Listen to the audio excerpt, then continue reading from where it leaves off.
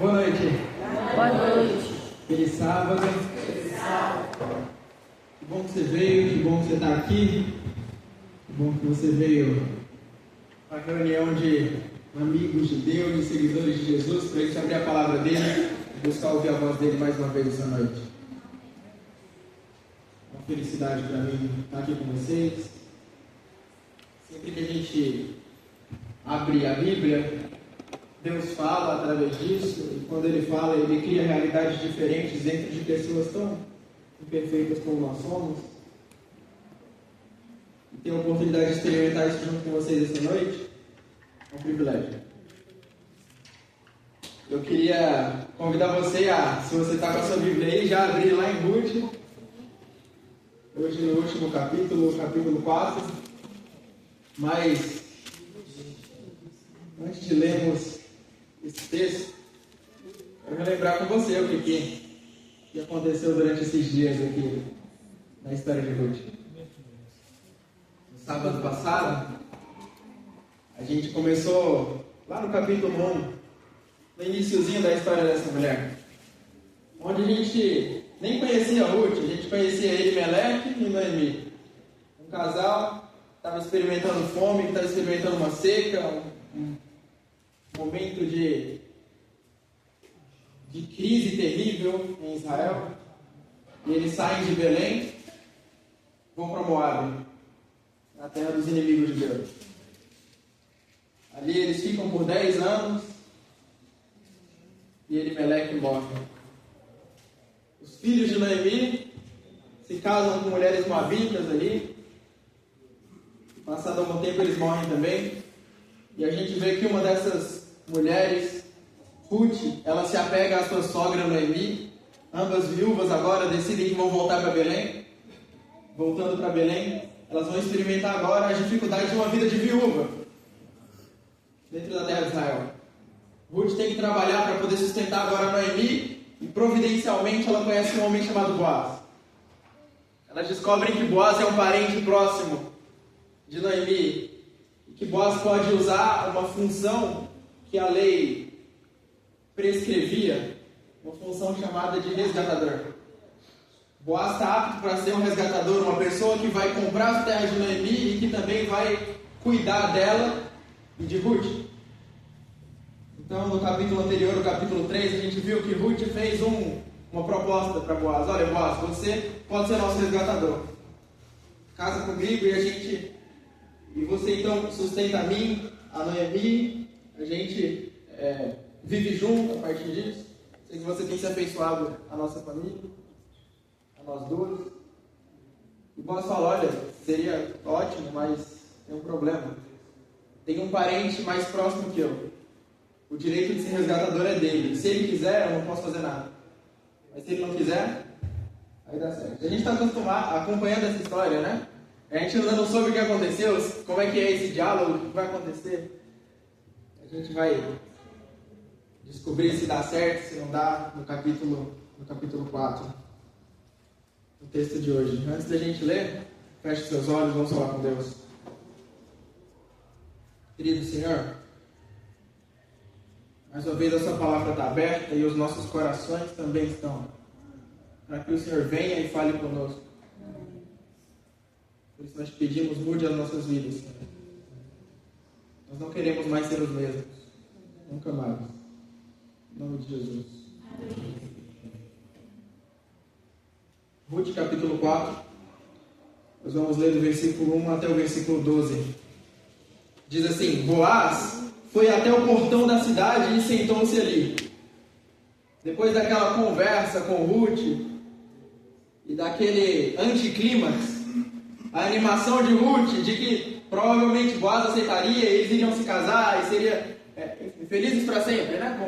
Como os romances, mas acontece esse anticlímax. Talvez não dê certo. Então Boaz foi até o portão da cidade e sentou-se ali. E eis que o resgatador de que Boaz havia falado ia passando. Então ele o chamou. Se você tem acompanhado as leituras que a gente está fazendo do livro de Ruth, você sabe que tem muita intencionalidade em como isso daqui está escrito. Esse resgatador, ele ia passando. Lembra bastante o capítulo 2, né? despretensiosamente, por coincidência, mas é através dessas coincidências que Deus está agindo no livro de Ruth. Deus ordena coincidências, e a gente falou isso desde o início, no capítulo 2. O texto disse, versículo 3, ela se foi, chegou ao campo e apanhava espigas atrás dos ceifeiros. Por casualidade, entrou na parte do campo que pertencia a Boaz. Por casualidade que Deus está agindo aqui. Não tem ações de Deus objetivas. Não tem ações de Deus tão claras, aparecendo. O texto não diz, Deus fez X coisa. Mas através das casualidades é que o texto nos convida a enxergarmos as ações de Deus, como nos nossos dias. Mais uma vez, ele ia passando, então Boaz o chamou. Versículo 1 ainda. Ó fulano, chegue até aqui e sente-se. Ele foi e se sentou. Então Boaz chamou 10 homens dos anciãos da cidade e disse, sentem-se aqui. E eles se sentaram, para que fossem testemunhas. Boaz disse ao resgatador, Noemi, que voltou da terra dos Moabitas, pôs à venda aquele pedaço de terra que foi de nosso parente Elimeleque. Então resolvi informá-lo disso e dizer a você, compre essas terras na presença dos que estão aqui sentados e na presença dos anciãos do povo. Se você quer resgatá-las, faça isso. Se não, diga, para que eu saiba. Porque não há outro que possa resgatá-las a não ser você. E depois de você, eu. Então ele respondeu, eu vou resgatar essas terras. E aí a gente já fica, puxa vida, quebrou o romance, né, do livro. Ele topou a ideia. Boaz, porém, lhe disse, versículo 5, no dia que você receber essas terras da mão de Noemi, também terá de receber Ruth, a Moabita, já viúva, para perpetuar o nome do esposo falecido na herança dele. Então o resgatador disse, nesse caso, não poderei fazer o resgate, para não prejudicar minha própria herança. Faça você uso desse direito, porque eu não poderei fazê-lo. Esse era antigamente o costume em Israel, quanto a resgates e permutas. Quem queria confirmar um negócio, tirava a sandália do pé e a entregava ao outro. Era assim que se confirmava um negócio em Israel. Versículo 8. Por isso, quando o resgatador disse a Boaz, faça você o resgate, tirou a sandália do pé. Então Boaz disse aos anciãos e a todo o povo, hoje vocês são testemunhas de que comprei de Noemi tudo que pertencia a Elimeleque, a Quilion e a Malom, e também tomo por mulher Ruth, a Moabita, que foi esposa de Malom, para perpetuar o nome deste sobre a sua herança, para que este nome não seja exterminado dentre os seus irmãos e do portão da sua cidade. Hoje vocês são testemunhas disso. Todo o povo que estava no portão e os anciãos disseram, somos testemunhas, e disseram a Boaz, que o Senhor faça a essa mulher que está entrando na sua família, como fez a Raquel e Lia, que edificaram a casa de Israel. E que você, Boaz, seja um homem poderoso em Efrata, e que seu nome se torne famoso em Belém, que com os filhos que o Senhor lhe der dessa jovem, a sua casa seja como a de Pérez, o filho que Tamar deu a Judá. Que história! Terminamos essa sessão com o casamento dos dois, com a união dos dois. Deu tudo certo para Ruth e para Boaz. Aquele homem, o primeiro dos possíveis resgatadores, ele teria um certo lucro se ele arrendasse aquelas terras, se ele comprasse aquelas terras de Noemi que pertenciam ao seu falecido marido. Ele teria lucro com aquilo, aquelas terras eram baratas para que aquele tipo de transação acontecesse, então era lucrativo, e por isso de início ele topa, né, a ideia. Só que aí ele, depois de perceber que ele ia ter que se casar com Ruth, ele fala, não quero mais. Por quê? Porque casando-se com Ruth, o motivo pelo qual ele se casaria com ela é para lhe dar descendência, para que ela tivesse filhos. Então ele poderia ter que dividir essas terras com os filhos que ele tivesse com Ruth. Uma possibilidade até é que esse próprio homem já fosse casado e ele tivesse que dividir entre os filhos e, enfim, isso causaria uma confusão e, na verdade, o que poderia ser lucro para ele, na verdade, ele perderia dinheiro. E ele falou, fica para você, faz o que você quer, já que você está interessado mesmo, fica com você. E era o que Ruth queria, então essa história termina bem para todos eles. Uma história que terminou bem. Mas, quando eu chego no capítulo 4, eu consigo ver uma história que terminou bem para Ruth. Eu me lembro que não começou assim. Se você acompanhou pelo menos um pouquinho desses dias, você se lembra do sofrimento que acompanhou tudo isso. Parece que os primeiros capítulos de Ruth, ou a história até esse momento aqui, ela é marcada pelo conceito que uma palavra exprime muito bem, a palavra injustiça. Injustiça. Fiquei pensando no que poderia, ou no que me parece ser injusto nesse texto. Algumas coisas me saltaram aos olhos, e talvez para você ainda outras. Desde o capítulo 1. Nesses 4 capítulos de Ruth, muita coisa me parece injusta. Ruth não pediu para nascer moabita, para nascer inimiga do povo de Deus.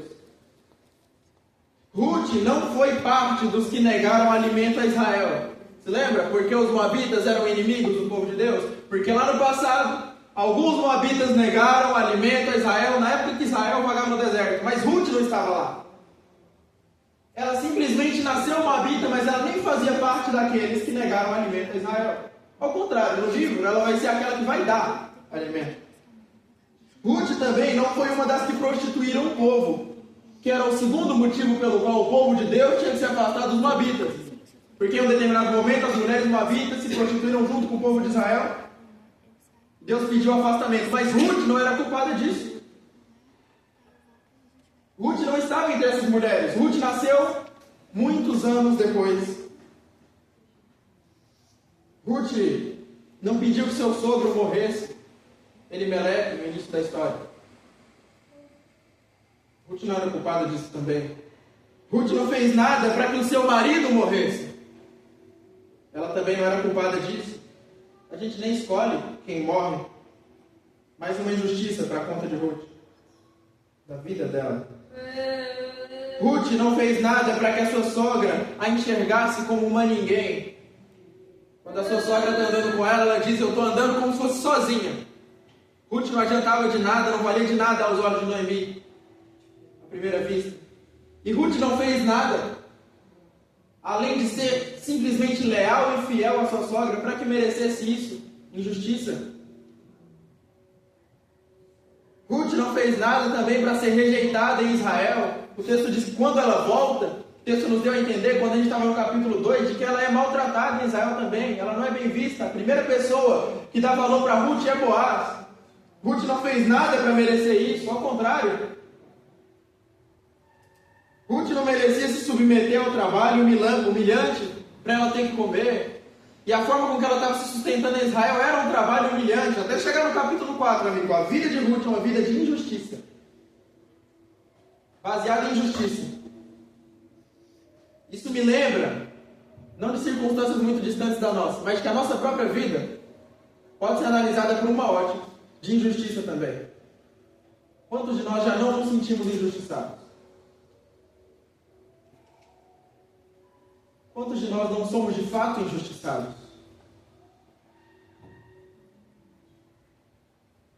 Pare e pense na sua vida o quanto de coisas que te acontecem não são simplesmente causas de injustiça. Mais do que isso, fazendo pensar numa perspectiva ainda maior, mais abrangente, nós não estávamos no Éden e nós herdamos a culpa. Não foi nem eu nem você que comemos do fruto proibido e herdamos a culpa daquilo. Injusto. Injustiça, você já nasce culpado.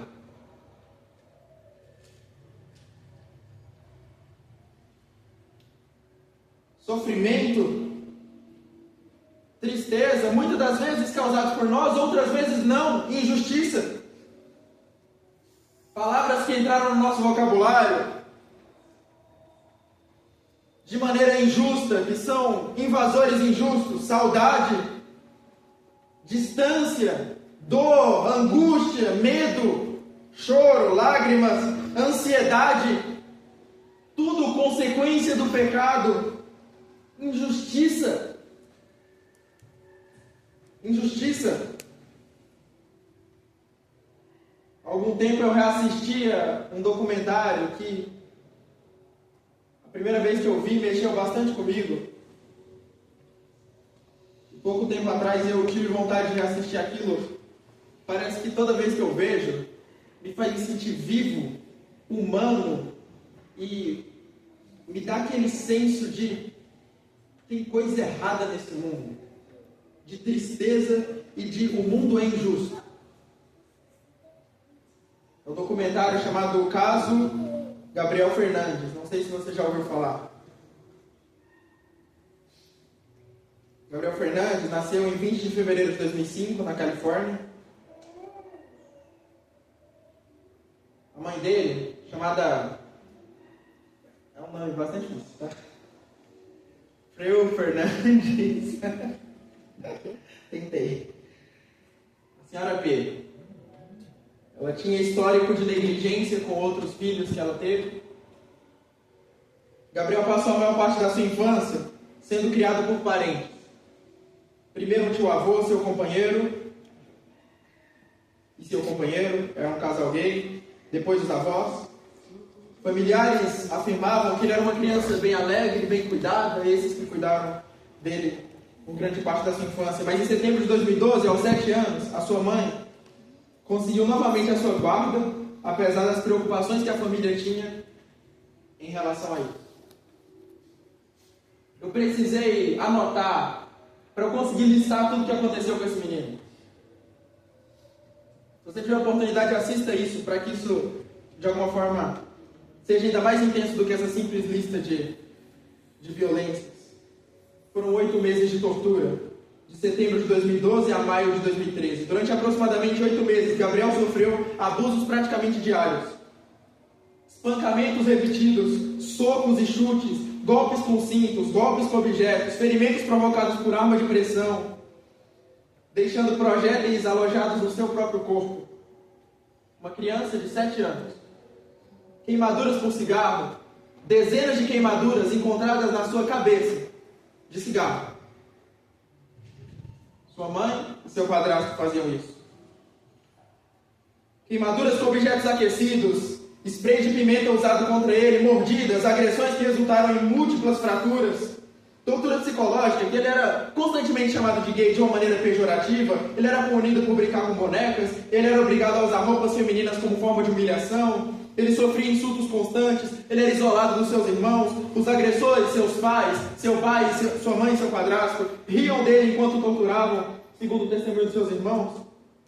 Ele dormia preso num pequeno armário, em algumas ocasiões ele era amarrado e amordaçado, ficava horas e noites inteiras sem poder usar o banheiro, sofria privação de alimento, negligência médica apesar das lesões graves. Segundo depoimentos apresentados no julgamento, Gabriel era obrigado a ingerir fezes de gato, areia da caixa de areia, o próprio vômito, comida estragada ou vencida. A autópsia encontrou fezes de gato no seu estômago, corroborando vários desses relatos. Várias lesões acumuladas nesse menino, fratura no crânio, pelo menos 3 costelas quebradas, múltiplos hematomas espalhados pelo corpo, queimaduras, cortes, lesões em diferentes estágios de cicatrização, projéteis de arma de pressão, alojados no seu pulmão, na região da virilha também, sinais de desnutrição, negligência prolongada de diversas pessoas envolvidas nesse caso, hematomas, lábios machucados, enfim, se eu fosse listar tudo o que acontece, tudo o que aconteceu, diversas denúncias, diversos órgãos receberam alertas, professores, funcionários da escola, familiares, vizinhos, polícia, departamento de proteção à criança. O caso passou por múltiplas investigações. Na reta final, as agressões aumentaram de intensidade. Gabriel já apresentava lesões visíveis em praticamente todo o corpo. Uma semana antes da sua morte, a escola tentou uma nova intervenção policial. A busca não teve sucesso porque a polícia recebeu informação falsa de que ele havia se mudado para outro estado. Em 22 de maio de 2013, ele sofreu mais um espancamento. Ficou inconsciente durante esse espancamento. Sua mãe ligou para o 911, o disque policial onde ela morava, alegando inicialmente um acidente. Os paramédicos perceberam que isso não se tratava de uma queda, foi levado para o hospital em estado gravíssimo. Ali mesmo foi declarado com morte cerebral e morreu em 24 de maio de 2013, aos 8 anos. Após a sua morte, a sua mãe foi condenada à prisão perpétua, sem possibilidade de liberdade condicional, admitindo culpa. e o seu padrasto Isauro Aguirre foi condenado por homicídio qualificado à cadeira elétrica. Injustiça. 7, 8 anos. Tem uma palavra que descreve a nossa realidade, meu amigo? Dentre alguma? A palavra injustiça. Ruth não fez por merecer esse menino. Muitas vezes nós não estávamos no Éden e herdamos a culpa, é verdade. Tudo isso é consequência de um pecado. E nós nem estávamos lá para herdarmos a culpa. Sabe, eu queria te dizer que a existência é injusta para nós, mas que ela também foi injusta para Deus. A existência também é injusta para Deus. Um conflito de proporções cósmicas está se desenrolando e é narrado pela Bíblia. Deus também não está isento de sofrimento. Olha bem o que eu estou falando. Deus não é um ser atemporal que está isento de sofrimentos e que não é afetado pela realidade. Essa é uma visão que muitos mantêm de Deus, mas não é a visão que a Bíblia mantém de Deus. Um conflito de proporções cósmicas está se desenrolando. Toda a Bíblia está expondo o drama de um Deus que sofre junto com a humanidade, não apenas por empatia, por tentar se identificar com a gente, não. Também por isso, mas Deus sofre porque também é afetado pelas consequências desse vírus chamado pecado. Começou lá. O primeiro que sofreu com isso foi Deus. Sofreu tanto a ponto de dar sua vida, mas Ele a deu como um resgate. Deus sofreu tanto a ponto de morrer. A existência é injusta para nós e também para Deus. Deus não criou o universo projetando que as coisas fossem como são. O mal, os problemas dessa realidade não são culpa do Senhor. Não são.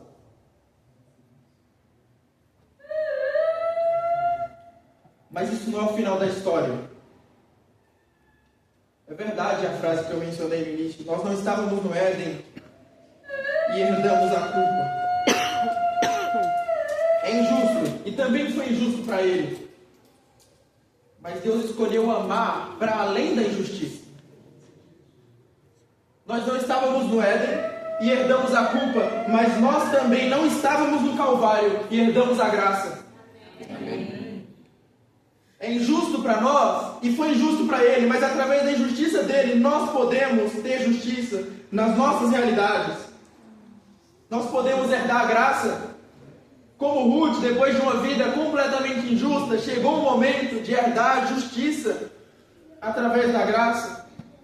Ruth não escolheu as desgraças que ocorreram na sua vida. Ruth não escolheu as injustiças que se perpetuaram ao longo da sua caminhada. Ruth não escolheu nenhuma desses problemas que ela experimentou ao longo da sua jornada, não. Como muitas das vezes nós não escolhemos. Mas Ruth escolheu que no meio disso, ela iria fazer uma aliança com o Deus de Noemi. O seu povo, o povo de Deus, Noemi, vai ser o meu povo. E o seu Deus, Noemi, que eu não conheço, que não tenho adorado até aqui, mas o seu Deus, a partir de agora, vai passar a ser o meu Deus.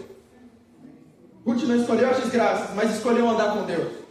E esse Deus mudou a vida de Ruth. Mudou a vida de Ruth. Nós não podemos, amigo, controlar as injustiças que acontecem na nossa vida. Elas acontecem. Não podemos controlar. Elas fazem parte dessa existência de pecado que nós estamos submetidos. Que esse vírus miserável colocou dentro da nossa realidade e da realidade do universo. Colossenses vai dizer que não somos o único ponto no universo que sofre por conta desse vírus, mas vai dizer que todo o cosmos precisa de restauração. Todas as vezes que a Bíblia usa a palavra mundo para dizer que Deus enviou Jesus para salvar o mundo. A palavra grega é a palavra cosmos, que tem um campo muito maior do que mundo. Cosmos significa universo. O universo inteiro tem uma mancha por conta do pecado. Está submetido a uma existência injusta. Eles não pecaram, mas também são afetados. Deus é afetado. Nós somos afetados e não podemos controlar as injustiças que acontecem. Elas fazem parte, mas nós podemos escolher andar ao lado de um Deus que pode fazer com que todas as coisas cooperem para o bem daqueles que o amam. Amém. Glória a Deus. Existência injusta mesmo. Mas Deus é poderoso o suficiente para reorganizar as injustiças, tornando injustiças em oportunidade de salvação. A história de Ruth se termina, pelo menos isso que lemos, com alegria, com festa, com restauração daquilo que ela havia perdido e com uma existência digna agora. E eu não sei, nem posso garantir para você que hoje, quando você voltar para casa, vai ser desse jeito. Não posso. Gostaria, mas não tenho esse poder. Mas posso te dizer que, assim como Ruth, que lá no início escolheu andar com Deus, percorrendo todo esse livro, numa jornada de justiça, ao final ela encontrou justiça. Eu posso te dizer, ainda que não seja hoje ou amanhã, ainda que não seja essa semana ou nesse ano, o Deus que acompanhou Ruth, através das cenas explícitas ou através das coincidências, o mesmo Deus tem poder para, ao fim da sua história, te entregar uma existência de justiça, se não aqui, na eternidade. Se não aqui na eternidade. O plano dele também não é que as coisas aconteçam como estão. O plano dele é restaurar a existência de todas as coisas. Deus não quer destruir isso daqui e abandonar. O plano dele não é nem te levar para o céu e te deixar lá para o resto da eternidade, não. A cena, o enredo bíblico não termina com a gente indo para o céu. Termina com o céu vindo para a terra. E vi novos céus e nova terra. Porque o primeiro céu e a primeira terra passaram. Não porque eles não existam, mas porque a realidade, a ordem, o império dessa era passou, para que a terra seja restaurada e seja governada por Deus como Ele sempre desejou que fosse. Isso vai acontecer um dia. Se a sua justiça não vier hoje, um dia virá. O Deus que guiou Ruth tem poder para dar finais felizes a histórias trágicas, porque no mundo injusto, que Ele também sofre, Ele sabe organizar as situações para que cooperem para o bem daqueles que o amam. Amém. Meu convite a você essa noite, que você decida comprometer-se com esse Deus, o mesmo Deus que Ruth decidiu se comprometer, o mesmo Deus que Ruth decidiu fazer ser o seu próprio Deus, o mesmo povo que Ruth decidiu que seria o seu povo também, experimentar uma existência que, ainda que marcada por injustiças, por sofrimentos e por aflições, tem alguém do lado e também é marcada por companhia de um Deus que é soberano e sábio o suficiente para organizar a sua vida em direção a Ele e em direção à felicidade no final do dia. Deus te abençoe. Amém.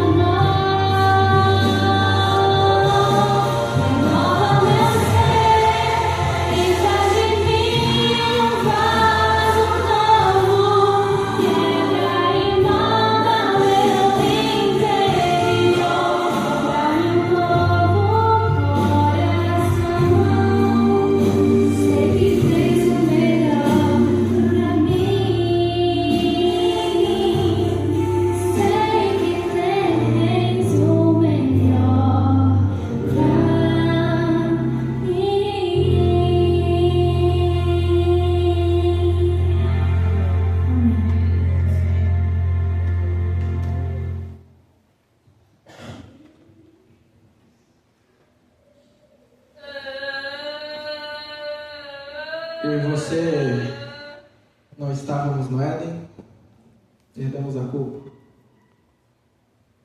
Mas nós não estávamos no Calvário e herdamos a graça. Misericórdia de Deus. O convite para que você se entregue a essa graça, a essa misericórdia, deixe Ele organizar a sua vida em direção a si mesmo.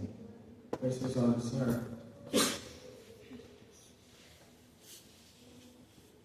O Senhor sabe como a nossa existência é marcada por essa palavrinha tão dura que é a injustiça. O Senhor sabe disso porque também experimenta a injustiça. Porque desde que o pecado entrou no universo, a injustiça também marca a sua existência, Senhor. E antes que nós mesmos sofrêssemos, o Senhor já sofria por isso. Estamos acostumados a olhar para histórias bíblicas e vermos um Deus cruel e vingativo, enquanto quando a Bíblia descreve um dilúvio acontecendo em Gênesis 6, diz que o seu coração estava pesado, cortado e doendo. O Senhor também tem sofrido, meu Deus.